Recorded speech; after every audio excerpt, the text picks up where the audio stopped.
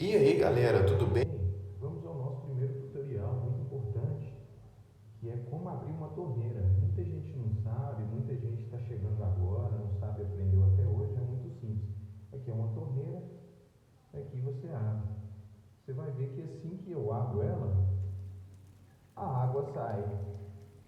Se eu fechar, para de sair água. Vou fazer agora mais lentamente para quem não conseguiu compreender como é que é feito isso. Vamos lá. Abrindo a torneira, fechando a torneira. Sejam bem-vindos, hein, galera, porque não fui eu. Logo, logo estaremos lançando mais tutoriais aí para vocês. Um abraço.